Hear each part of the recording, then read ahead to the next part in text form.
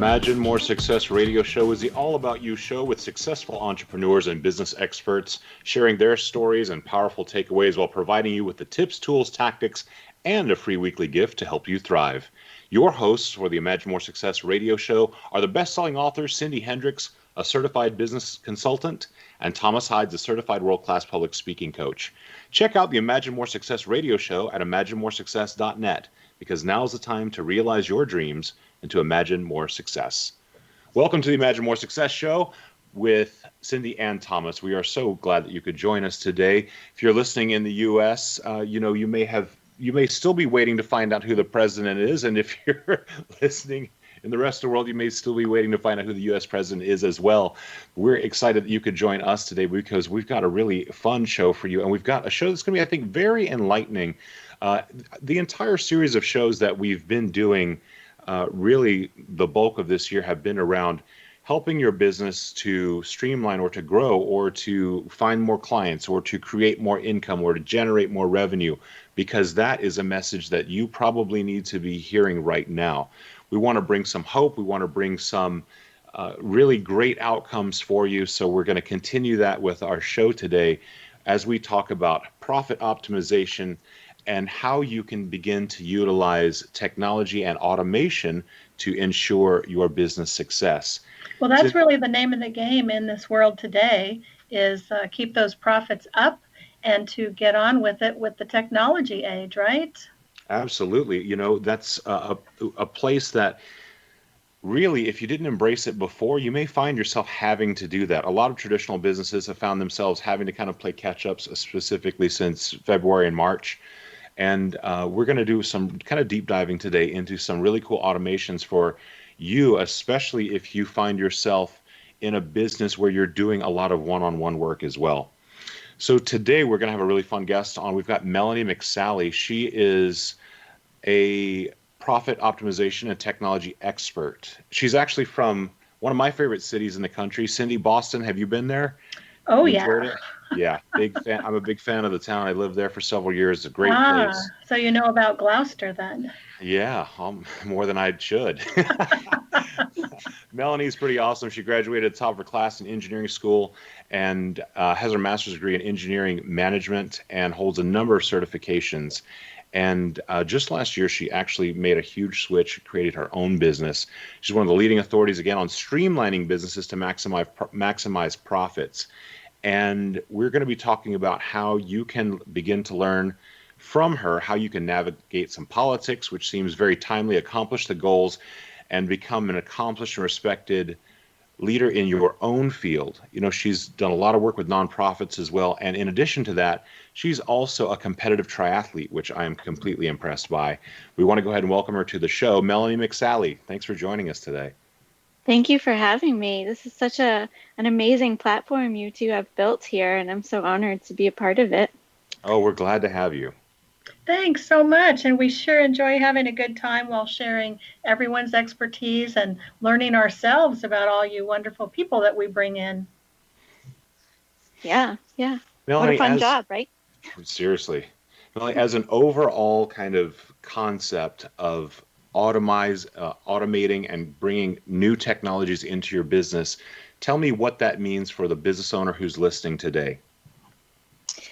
That's a great question. So one of my big missions in life is to really show business owners that that automation, technology in general, doesn't have to be out of reach. It doesn't have to be expensive. It doesn't have to be complicated, and it doesn't have to take you a lot of time to put in place. And it doesn't have to be painful.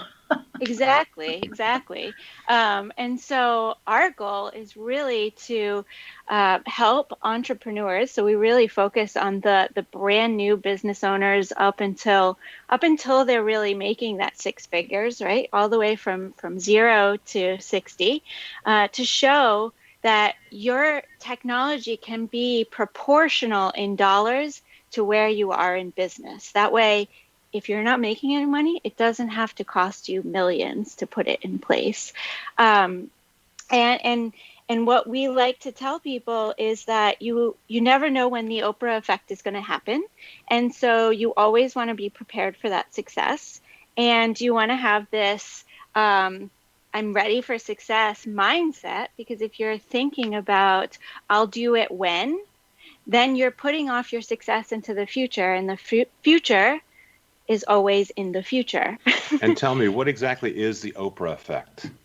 The Oprah effect is basically when success knocks on your door and says, I'm ready to work with you. I'm ready to learn from your expertise, to build my business in only a way that you can help me do. It's really, that effect of just because somebody mentioned you, now there's millions of people that want to work with you. So it's Millions. as if someone finds themselves on Oprah's program and then they become literally that overnight success. Exactly. Beautiful. For the Mhm. average person, I think, who is starting a business, especially this year, where probably a lot of people have been forced to start their own business, how do you think they're kind of feeling right now as far as trying to integrate this technology? Well, I think you're going to find yourselves in one of two camps. You're either going to be looking at the world as an opportunity, right? Oh, I'm at home. I get to spend time with my family. I get quiet time to innovate. I get focus time. All of these great positive ways to look at yourself and your business. Even if you find yourself unemployed, you might be looking at it as an opportunity to create something new, to do that thing that you've never had time to do before.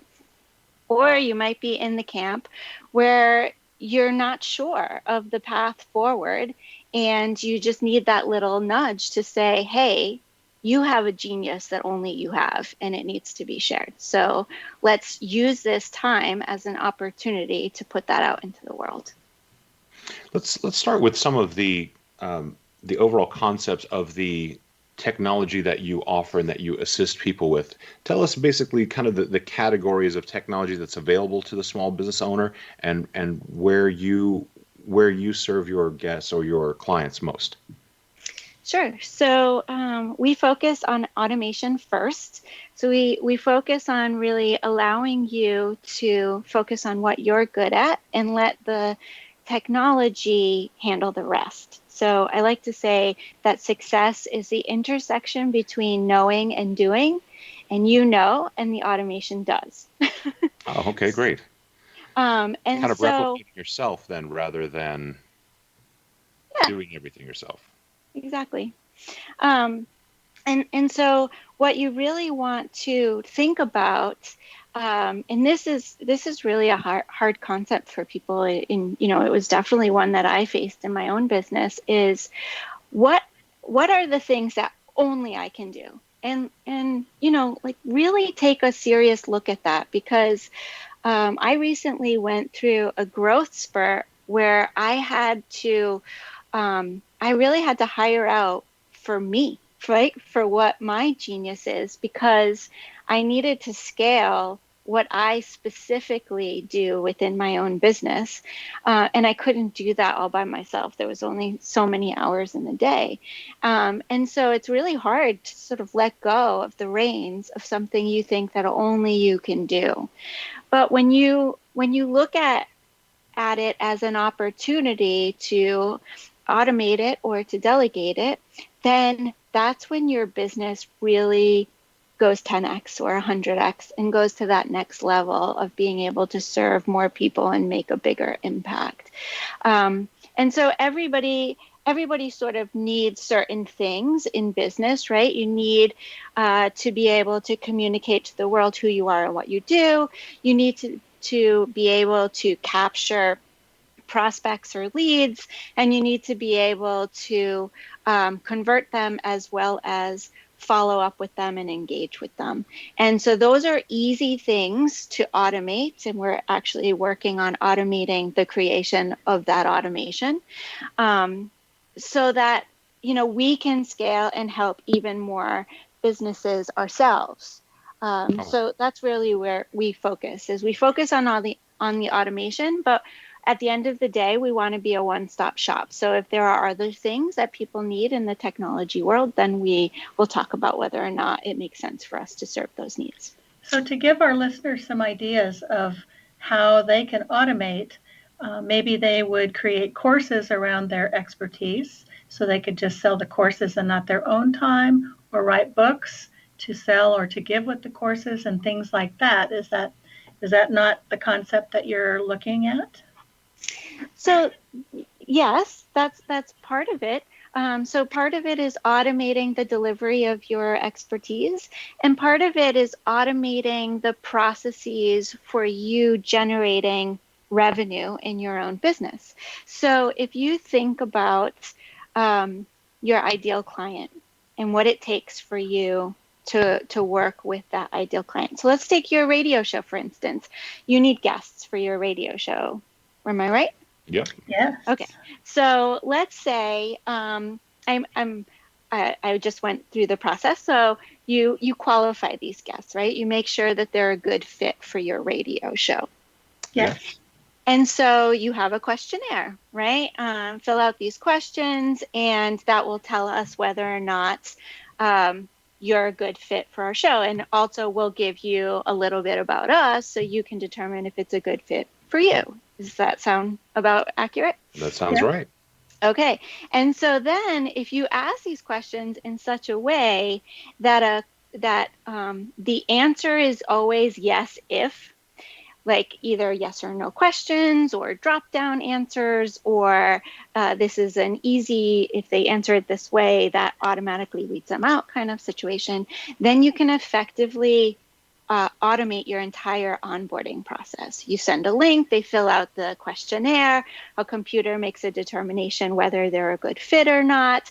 If they're not, it puts them into a bucket that maybe a human can review if you want to. Otherwise, it sends them notifications to say, hey, I'm sorry you weren't a good fit, or yes, you were a good fit, here's the next step.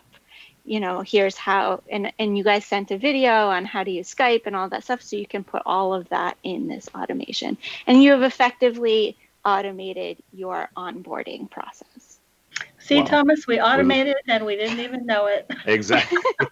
And it sounds like there's more that we can do as well, because, this is a great example. I think that more than likely there's things that you would often assume are something that has to be done by human beings, like choosing a guest. I didn't think about putting in basically like multiple choice questions, and based upon those results, making a predetermined concept of who should be on the show. That never occurred to me. I would have never thought to do that. Yeah, and I mean, the easy weed to determine whether or not you can automate it or not is if you can do it twice or more, you can automate it. Oh, okay, cool. Well, when I was going through my management training, Melanie, one of the hardest things for me to learn, and one of the hardest things for me to teach managers to learn, was delegation. Nobody likes to give up their special work that they enjoy doing, I think, and losing that control button. But once you learn it, and like you're saying, once you get into the automation roadway, you're really on a great path to free up time to be able to do things that you can do to improve your life and your business. Yeah. I mean, what's that quote? You live life in forward, but you learn in reverse. So true. And a big part of your mission, actually, Melanie McSally, who's joined us today, her mission is to show people there's a better way. If you want to continue to learn how automation can affect your life and your business in a very positive way, and you can free up some more spare time and generate more revenue, do stick around. We're going to come back in just a couple of minutes. We're going to continue the conversation. And if you'd like to listen to some of our past shows where every single week you get a free weekly gift, check out imaginemoresuccess.net, and you can find the past episodes there. So do stick around.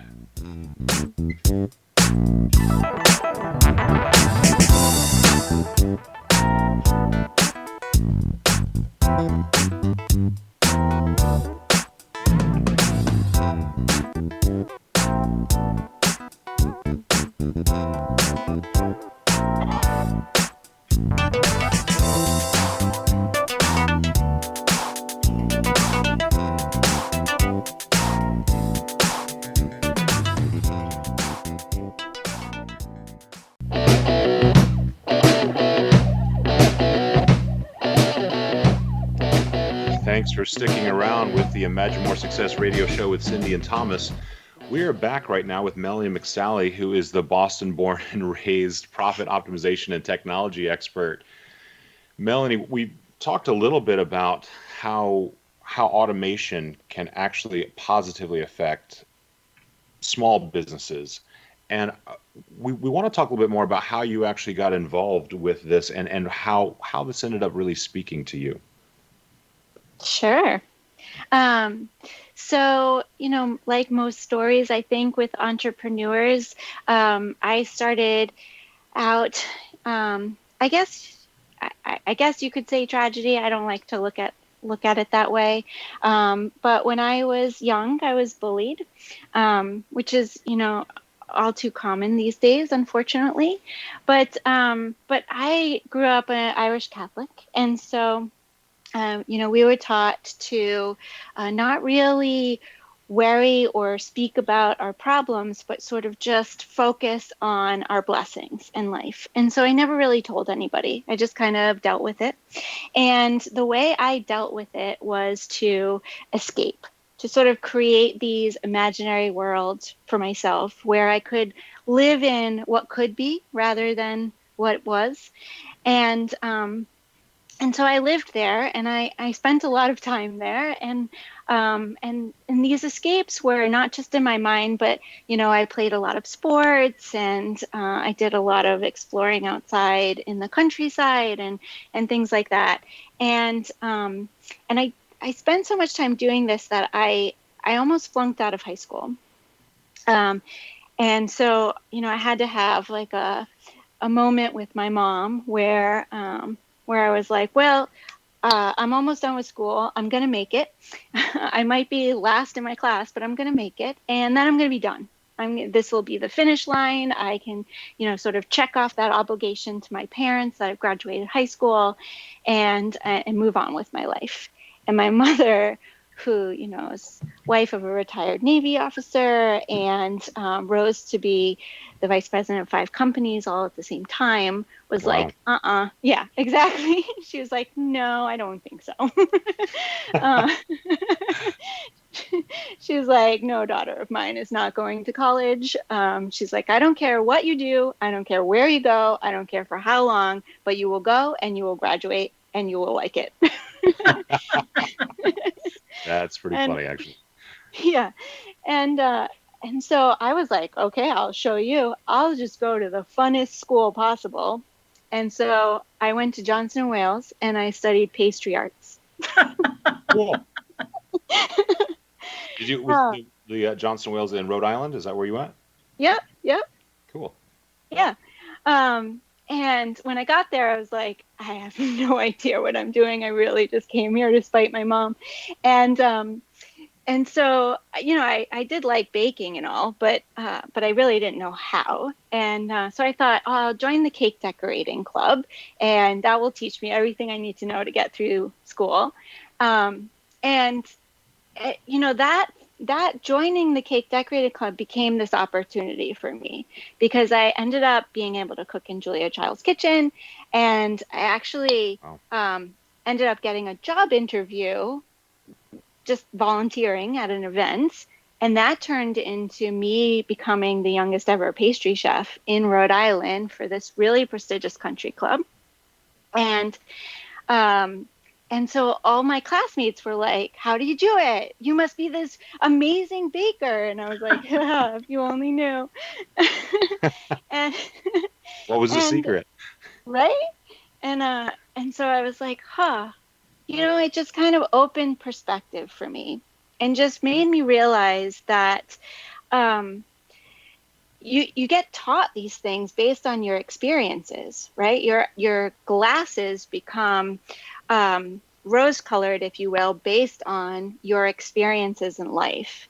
And I that was my first step into realizing you can make a better way for yourself, no matter what the situation is. And so I realized that baking wasn't for me, obviously. And so I went into engineering, and I also, became this competitive athlete, and I did all this personal growth work, and all these different areas of my life sort of all contributed to me having just this a range of skills and expertise, and thinking to myself, how am I going to use all these skills? And so I just decided I'm going to make it my mission to show people there's a better way, and just let them decide what that means to them. I think that's a really great lesson for a lot of people who are listening today. Sometimes people, I think, have a feeling that so many of their skills are so disparate, or that they don't really know how they're going to utilize them. And putting some time and effort, maybe having some mentorship, having some time with a mastermind, really can make a big difference and show them a very unique way to kind of package their skills in a way they didn't think of before. Exactly. Well, and that's where a good coach comes in, or consultant, where they can see the blind spots. Because I think that between your mother and your spiteful decision to go into baking, the path you took to get to where you are is unique, but so powerful. Now, are you still baking? I do it occasionally. I'm the designated baker for all the holidays. Absolutely. So let's get back to automation a little bit here. What are the kind of the categories of automation that are available to someone who comes to you? What's available to them? Well, like I said earlier, we're actually working on this new series of products that allows us to automate the creation of automation. I like to say it's automating the automation. And what we're doing is we're taking those first steps in business that every business needs, like if you take the sales funnel and you break that down into steps in a workflow, we're trying to automate the creation of those steps for businesses so that we can make it really affordable, like less than $100. Wow. Exactly, because I really want to show people that technology doesn't have to be expensive. Like let's disrupt these big, huge companies that say that you have to spend thousands and thousands of dollars on technology, because you really don't. Well, and sometimes the expensive technology is just too difficult to learn. Mm-hmm. Mm-hmm. Yeah.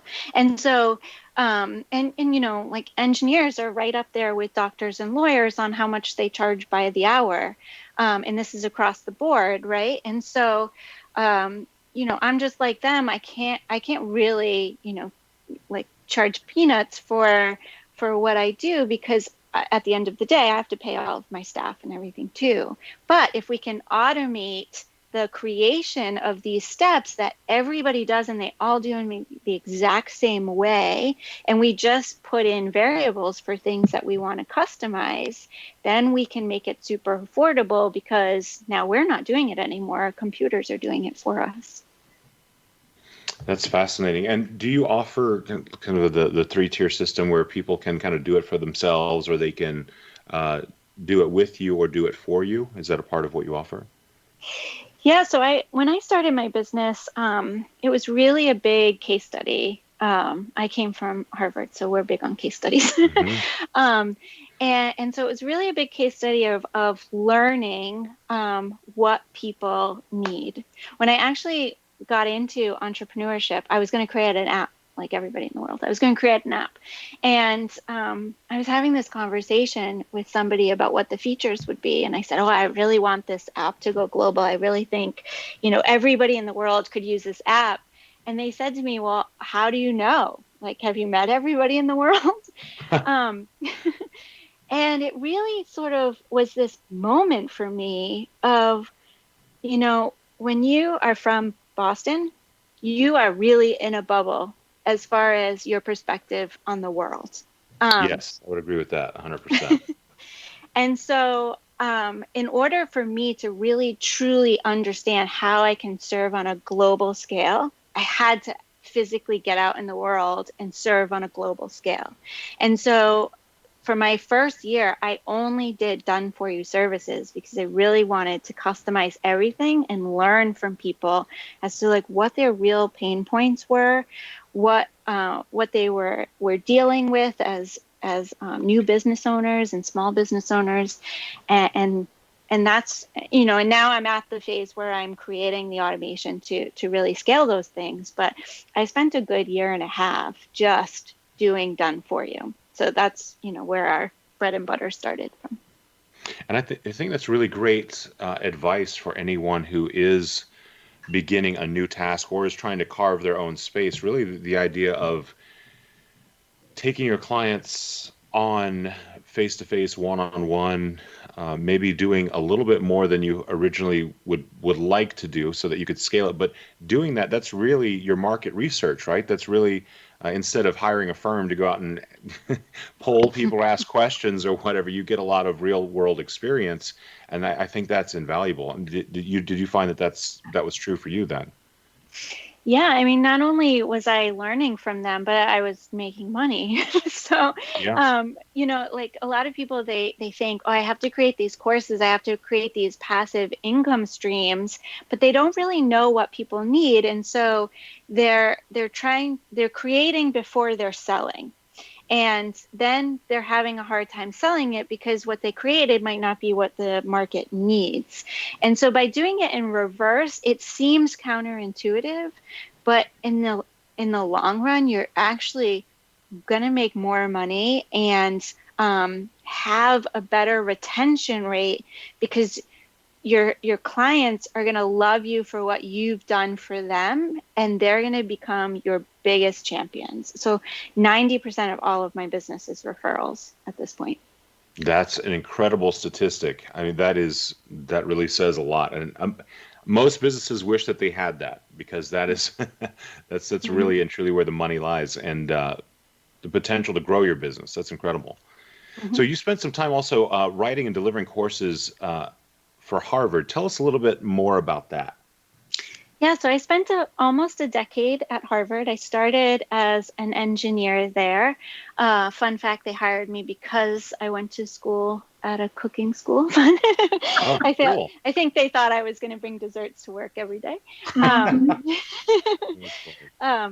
But I spent nearly a decade there, and I worked my way up the ladder from boots on the ground all the way to executive. And Harvard went through a couple of internal mergers while I was there, where they're very decentralized, right? They have a number of professional schools in addition to their undergrad school, and each school had its own IT department.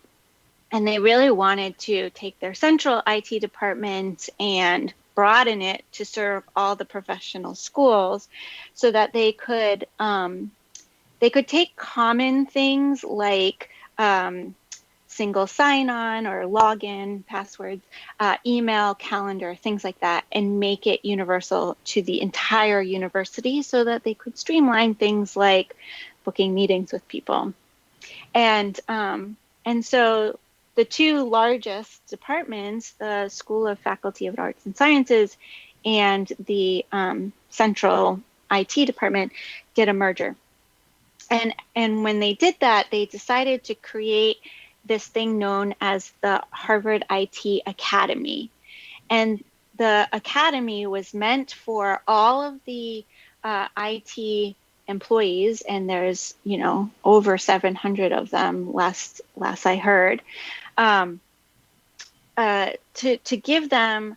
They started with T profession education, so that's going broad as well as deep in your specific lane. Melanie, and then they made it back to finish up the story in our next segment. We do have to take a short break. If you will stick around with us, we're going to be back with Melanie McSally. We're going to continue the conversation around automation and how it can make a difference in your business and in your life. Please stay tuned.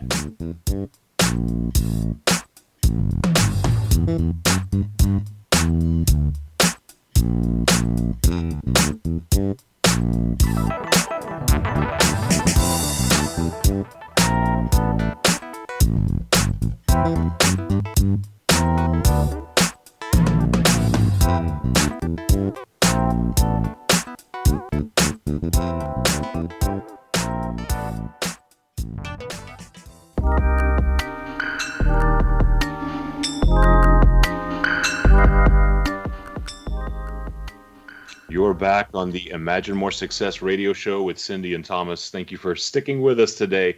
We're continuing our conversation with Melanie McSally, who is one of the country's leading authorities on streamlining businesses to maximize profits.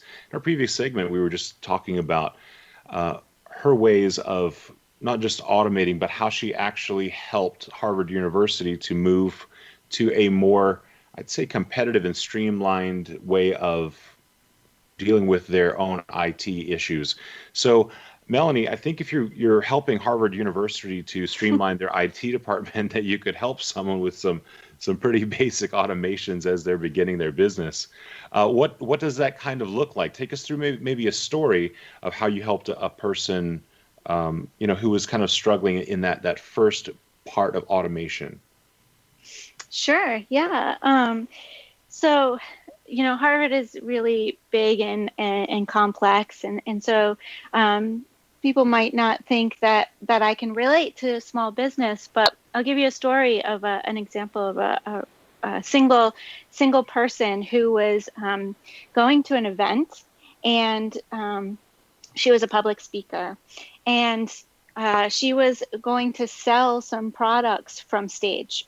But normally when you do that, you have people in the back of the room who can answer questions for you and run credit cards and give these people that are looking to purchase your books or your products or what have you, they can really take care of that while you're continuing to educate and serve and sell from the front of the room. And this person was going to an event, and the event was not going to have any support. And so she was really nervous. She wasn't sure what she was going to do. And this girl speaks on optimizing your Instagram. So she always sells out her rooms. And so she was expecting about 400 or 500 people in the room. And so she was really nervous about how she was going to handle this.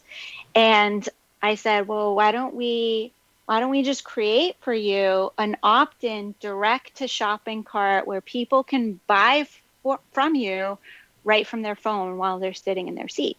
So there's no going to the back of the room. There's no, there's no need for support. And her event was literally the next day. And so overnight we built her this piece of automation. And the next day she used it. She sold from the front of the room. She had record sales. And, it not only allowed her to make money and reduce that stress, but it allowed her to really focus on what she's good at, which is teaching and serving from the front of the room, and not worrying about, how am I going to make money while I'm doing all of this. And literally, how did that work in that particular scenario? You mean the logistics of what the people in the room did? No, as far as your public speaker, what was it that she directed the audience to do? So she just told them to type in a keyword to 5-digit sequence of numbers. So just text this keyword to this set of numbers, and then it would pop up a URL, and the URL would give them all of the details about what she was selling, as well as a button to buy. Fantastic. And just like that, she went from needing a staff of, if there's 400 or 500 people in the room, you literally need a staff of maybe 6 to 12 people in order to deal with that number of people who maybe want to speak to her afterwards, and who maybe won't stand in line for a long time, but anyone can kind of jump on their phone in the moment and make a purchase, especially if it's something that really appeals to them. They might not even hear the end of the speech, but they will have made that connection, which is really cool. I think that's a great example. What other kinds of examples of automation and the way that they impact small businesses can you recommend? Well, I would say that most recently, like during this pandemic, the thing I see the most of people coming to me is two things. One, they needed to pivot. So that was a big one. They had a brick and mortar, or they had, in-person services, and they needed to figure out how to go online.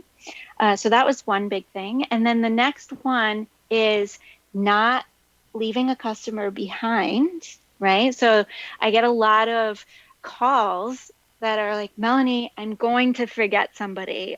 My business is booming during this pandemic, and I feel like I'm going to forget somebody, or I'm going to forget to do something. And so automating this onboarding process is a big one, like we were talking about earlier with your show and your guests.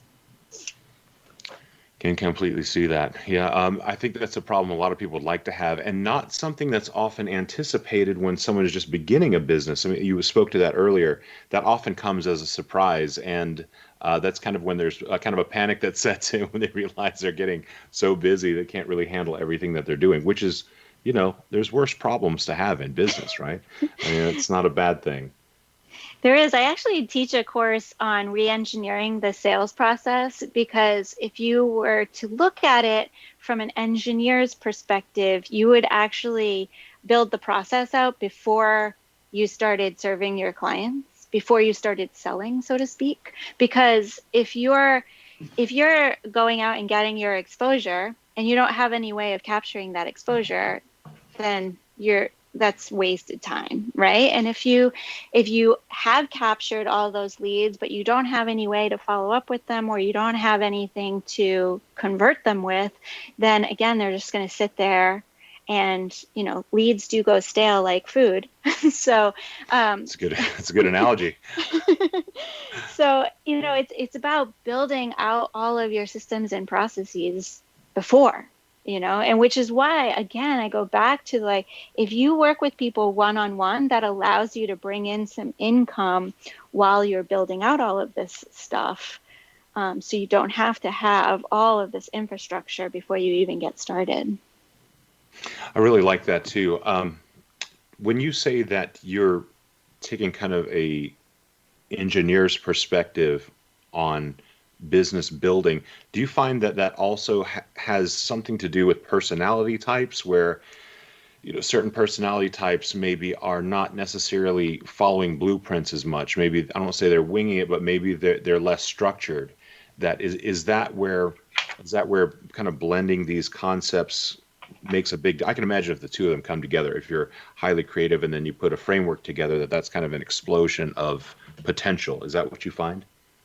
Yeah, I mean, Clay Christensen once said, like, you're either the creator or you're the doer, but very rarely will you find one person that can serve both lanes.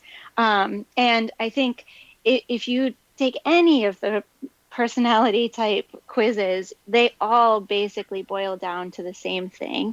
And the doers really get frustrated with the creators, and the creators really get frustrated with the doers. But at the end of the day, you need both skill sets, which is why we always go back to diversity. And, diversity isn't just equity and inclusion, it's also diversity of thought, diversity of ideas, diversity of background for what you bring to the table, and all of this helps you just be better in business.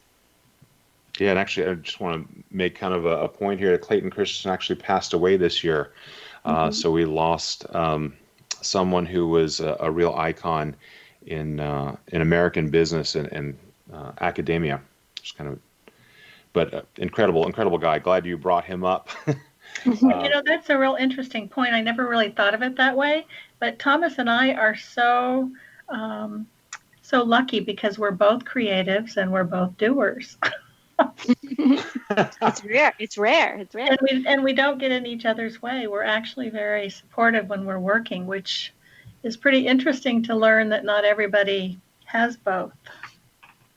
Yeah, and I think that that's a really great, a friend of mine actually always talks about this, how important it is that anytime you're working with someone, really understanding them on a very, very deep level, because how not just how you communicate with them and how they communicate with you, but what path that's best to take for them and how to lead them, especially if you're trying to work on a task or anything like that. And Marshall Thurber talks about always focusing on the first 15% of anything that you do, because if you get the first 15% right, the rest of it comes very, very easily. And I can imagine that this is very much the same concept as well, because looking at the business as a system or as something which you engineer rather than as a completed product just gives you that opportunity to get ahead of the game, I guess.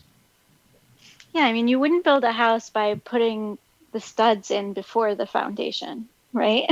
Yeah. It just wouldn't stand up. So, um, you know, the creatives are the ones that can see what will be, right? Like what could be. So they're the ones that are the interior designer. They're the one that can create the vision for the house. But at the end of the day, you still need the person who says it needs to be a 12 by 16 room, or we need this much concrete in order to be able to structurally hold this house. And so, um, I too am in both camps, and I don't want to, I don't disparage either one, because you need both. And so, what I like to tell my creatives is have a notebook next to you at all times, because just because you have the idea doesn't mean you have to act on it, but you definitely want to capture it, because it's probably a great idea to be implemented at some point in time. That's funny you'd say that. Eddie Van Halen said that he used to keep a recorder in the bathroom, because he said every time he left the studio to go to the bathroom, that's when he'd have the idea. So then finally he just left a recorder in there so he could make sure he could always capture whatever it was that he was thinking about. And I think that's a great tip. Earl Nightingale said the very same thing. Keep that notebook handy. Yeah, I recently drove across the country, and you always come up with ideas when you literally do not have the ability to write something. And so I just I just hit the button on my phone and asked my phone to text myself. Like, can you text me? Ah, yes. Just so I could remember this. So this is a little, I guess, off topic of the topic of automation today, but tell us a little bit of what's one thing that really stuck out for you that you were surprised by as you made your way across country? Well, I just did this trip. So there was, I went from Colorado to Florida. And so it's interesting to drive across the country during an election season and seeing, and also during a pandemic, of seeing, all the supporters get out for both sides of the aisle, and then doing it during a pandemic. That was pretty interesting. Also, I will say, let's go back to perspective for a second. When you grow up in New England, Mm-hmm. you can do the entire East Coast in 24 hours, right? But then when you go on the West Coast, sometimes it can take you 24 hours just to get out of a state. And at least feels that way. and so I have to say, my boredom really sets in if I have not left a state in a day. I'm just like, I'm still in the same state. And it's just all about perspective. I talk to people who are originated from the West Coast, and they're like, you guys have tiny states over there. I can just blow through your states in a day. And yeah, that's the biggest thing. It's just the perspective of driving of the West. Yeah. Yeah. I felt that very same thing when I moved out to Las Vegas from the East Coast as well. I remember going through parts where it seemed so barren, so desolate, and to see wide open spaces like that, I think I saw distances over land I had never seen before. It was incredible. Mm-hmm. Just an incredible experience. Well, we're going to continue the conversation in just a couple of minutes. We're on today with Melanie McSally, who is enlightening us with her work around automation, especially for the small business owner. So if you are a small business owner and you are feeling the need to add something to your business, which is going to allow you to take off some of the pressure, take away some of the headaches and some of the stress, you do want to stick around. If you want to listen to some past episodes, go to imaginemoresuccess.net, where you can always pick up your free weekly gift. So do stay with us.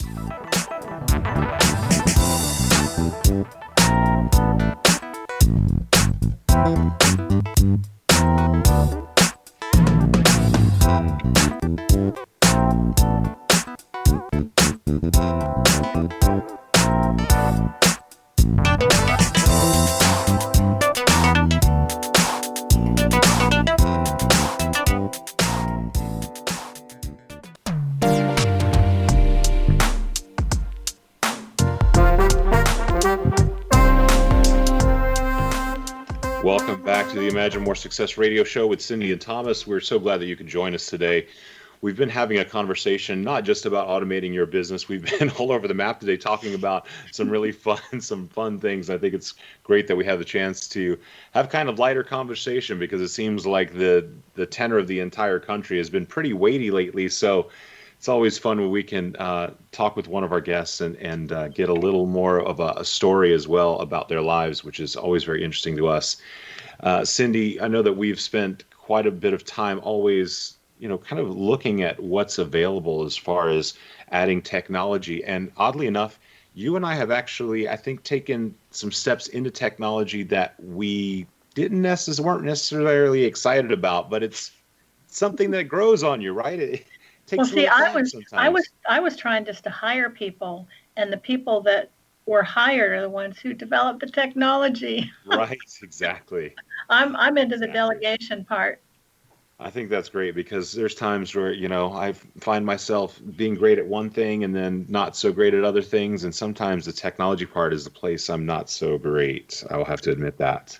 Well, the creative and the doer part is what I find fascinating. Yeah, for sure. And I think that it's really great to, figure out what camp you're in. And if you need some help, then definitely search out help from the other camp. We talk about diversity on the show. That came up again this show as well, that having a diversified staff, a diversified workforce, a diversified group of people who are helping you to create ideas is only going to lend itself to more innovation and to more creativity and more solutions to the problems that you have. Well, and I would add one more piece to that. Lose the fear. The fear is what holds so many people back from so many things. And what's really interesting is that I really love visioning what's coming. And then I love getting into the creative. And Thomas, I think you like jumping into the creative after the vision's ready.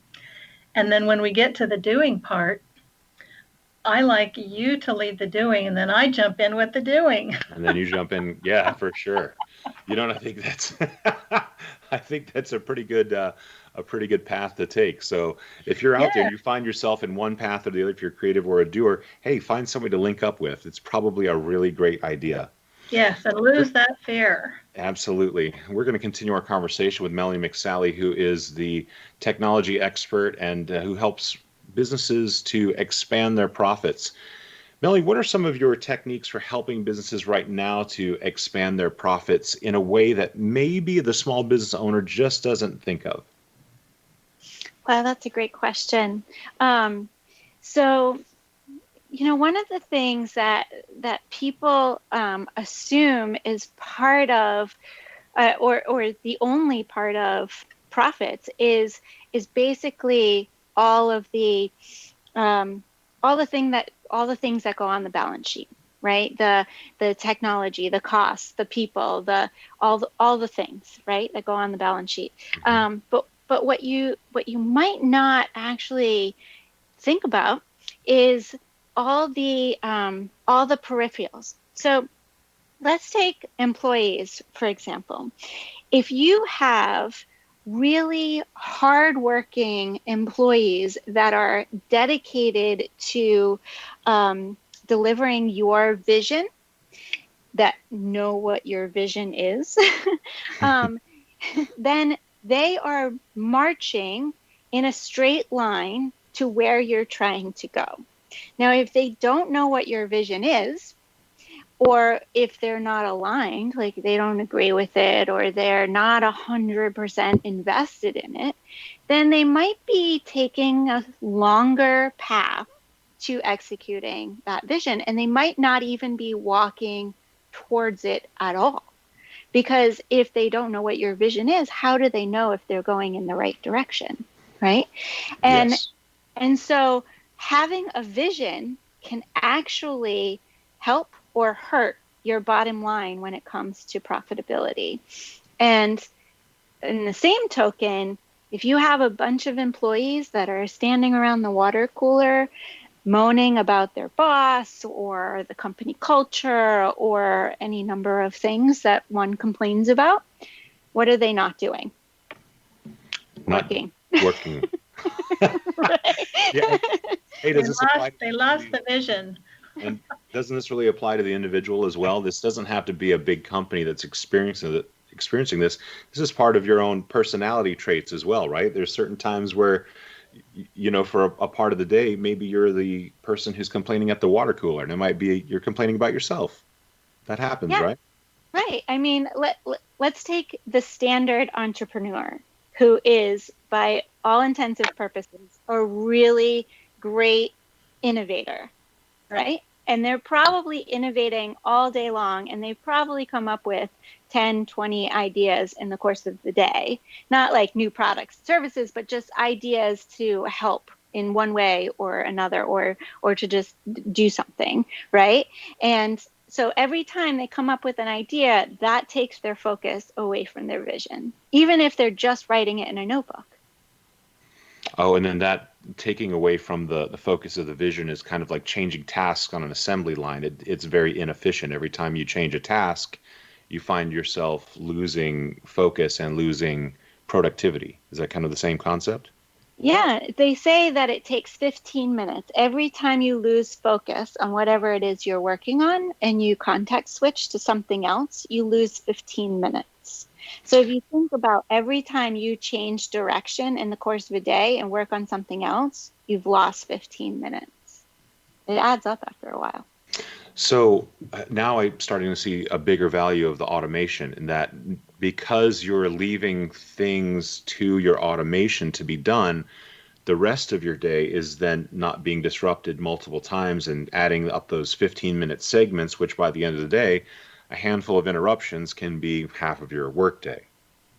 Exactly. And if you take the revenue generating processes, like bringing on clients, bringing on guests, converting leads into clients, if you turn those into automation, then the things that are not necessarily immediately producing revenue, those things can be a little bit more lax, because you know that you have these processes that are just running without you, regardless of whether you're at the beach or you're working at your computer, or whether you're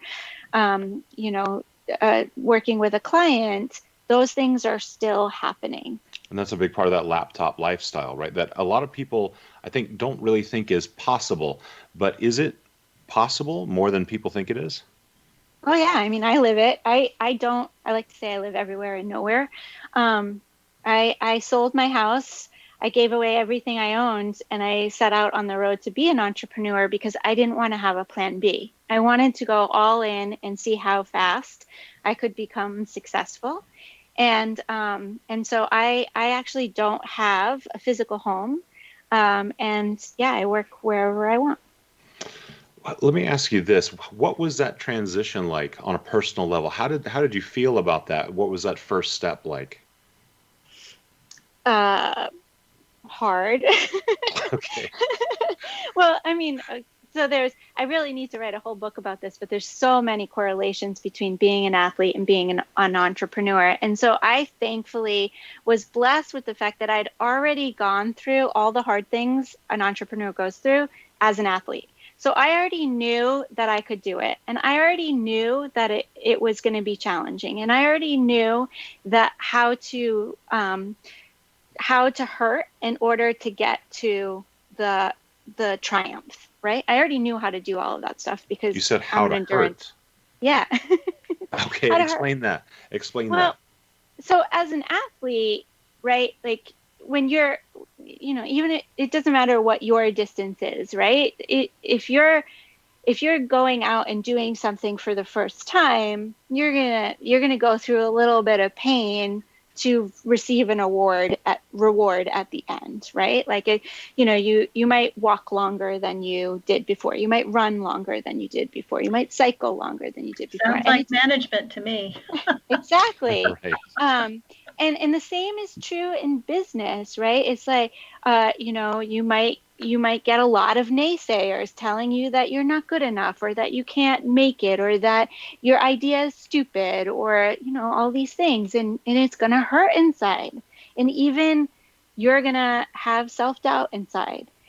But if you know that you've put in the work, you've gone to school, you've studied, you've done personal growth, you've done whatever it is to get you to this point, to give you a genius, and if you can just tap into that and know that you've done the work, then each little step is just that. I mean, it might be a mountain. It's a little step. But it's just a little step. Yeah, I think that's a great message. If you're listening today, what's possible for you is, again, probably significantly greater than you can even imagine right now. Wherever you are, if you have big dreams, it's time to continue to dream them and to make them even bigger, which is I think a beautiful story. And we love to hear stories about people who kind of just take the big jump, make the big risk, and leaving everything behind is pretty cool. Is that why you find yourself kind of crisscrossing the country? Are you just exploring America right now, or are you going to be exploring the rest of the world as well? Well, initially I wanted to go live in Europe when I first started out, and then I was asked to become a public speaker, and I was given about 50 stages right off the bat. And so wow, that's incredible. Yeah, exactly. I couldn't leave the country because I was booked. And in January, I found myself traveling to 9 different countries. And then in March, I was at my parents' house and I didn't leave until September. And I was like, man, I just got to go somewhere, anywhere. And nothing to do with my parents. It was just like being in the same spot. Sure.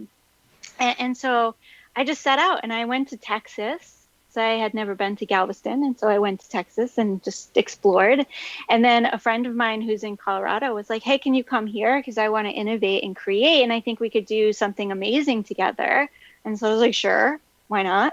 I was in my car. I was not flying. So I was, it was easy for me to just be isolated. And so I went there, and then she sold her house while I was there. And so I was like, okay, well, I'll go back to Florida now. But my plan is, as soon as the borders are open, to go abroad and live abroad for a little while. That's really cool. And I think that's a very inspirational story. And Melanie, you've actually brought a really cool gift that I want to encourage everyone who's listening to take advantage of today. Please tell us a little bit about your gift and how our listeners can get it. Well, I talked earlier about how I do this sales automation, re-engineering your sales process masterclass. And you can get that by going to wisetribe.com and just putting your email address in. That's WYZETRIBE.com. But I'm just, spirit of the moment, I'm going to give another gift, because we had talked about earlier, like, how can you assess where you are in business and how can you know what to automate? And so I actually have a survey that if people want to fill out, I'll, give them a few moments of my time to just do a quick assessment of their business and tell them where they are and what they could do quickly to automate. And if they just go to a bit.ly link, that is WYZEOMATE, which is WiseOmate, they can fill out that survey. Very cool. We want to thank you again, Melanie, for joining us. It's been a real pleasure to have you here today. We hope that you had a chance to learn something about automation and also have a chance to let your imagination run wild, to really figure out what's possible for you and what your dreams are. So we want to encourage you to always consider that, and we want to thank you again for joining us. If you'd like to listen to some past episodes of our show, do go to imaginemoresuccess.net, and to learn some other ways that you can increase the revenue for your business, go to findhiddenmoney.com. And if you'd like to learn how you can start to change your mindset to becoming a millionaire, go to themillionairemindsetcourse.com. And until next time, we want to remind you to always realize your dreams and imagine more success.